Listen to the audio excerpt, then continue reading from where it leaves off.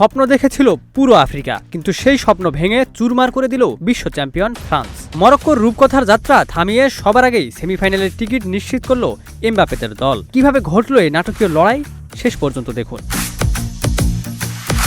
শুরু থেকেই মাঠে ছিল ফ্রান্সের আধিপত্য।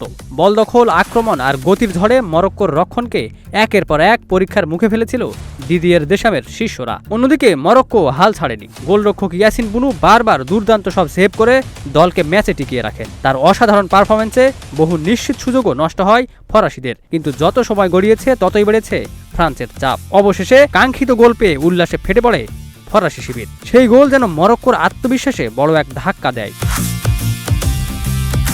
গোল হজমের পর মরক্কো মরিয়া হয়ে ওঠে সমতায় ফেরার চেষ্টায়, কিন্তু সুযোগ তৈরি করেও শেষ পর্যন্ত ফ্রান্সের শক্ত রক্ষণ ভাঙতে বারবার ব্যর্থ হয় আশরাফ হাকিমিরা। এরপর আসে আরেকটি বড় আঘাত। দ্বিতীয় গোল করে ম্যাচ পুরোপুরি নিজেদের নিয়ন্ত্রণে নিয়ে নেয় ফ্রান্স। আর মরক্কোর রূপকথার গল্প সেখানে প্রায় শেষ হয়ে যায়। শেষ বাঁশি বাজতেই নিশ্চিত হয় 2-0 গোলের ব্যবধানের জয়। আর এই জয় নিয়েই ফ্রান্স সবার আগে উঠে গেল সেমিফাইনালে। আর ইতিহাস গড়া মরক্কোর স্বপ্ন থেমে গেলেও তাদের লড়াই জিতে নিয়েছে কোটি কোটি ফুটবল প্রেমীদের হৃদয়।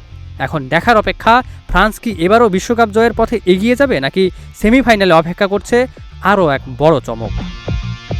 Ikramuzzaman, news flash 71।